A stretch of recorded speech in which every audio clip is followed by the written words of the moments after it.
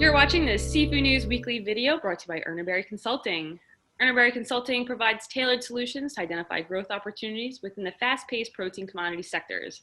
Combining the expertise of our analytical team, our warehouse of proprietary and trusted data, and unparalleled insight into market forecasting, Berry Consulting will not only pinpoint developing global trends, but assist you in knowing exactly when and how to adopt them to maximize your return.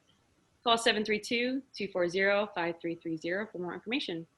I'm Seafood News Managing Editor Amanda Buckle. And I'm seafood market reporter Lorin Castiglione. In our top story, the U.S. has banned wild-caught shrimp imports from Mexico because the country's sea turtle protection program is no longer comparable to that of the United States. Only shrimp from Mexico harvested from aquaculture is eligible to enter the country.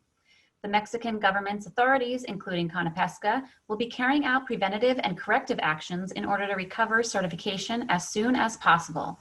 Some actions include training courses and follow-up infrastructure qualification procedures, as well as aggressive inspection and surveillance. In other news, U.S. Senator Susan Collins has asked U.S. Trade Representative Katherine Tai to turn the pressure up on China and get the country to buy more lobster from the U.S.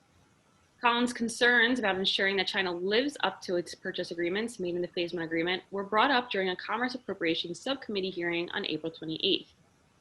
Tai assured Collins that China living up to its promises made is a top priority, telling the senator that you raising it with me here today is one of the most powerful ways of showing how much of a priority these promises and China's ability to keep them are to us in managing our relationship with China. Meanwhile, the Seaspiracy Netflix documentary ended with a request that viewers stop eating seafood.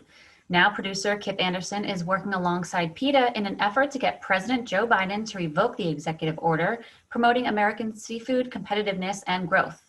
President Donald Trump issued the executive order last May to strengthen the American economy, improve the competitiveness of the American industry, and ensure food security, among others. PETA and Anderson want Biden to revoke the executive order because they say it supports the proliferation of cruel and environmentally destructive offshore aquaculture facilities, limits environmental review of their development, and is a burden to taxpayers. And finally, Mother's Day is Sunday, and as a mother, I encourage you to go big. Would you agree, Lauren? I agree.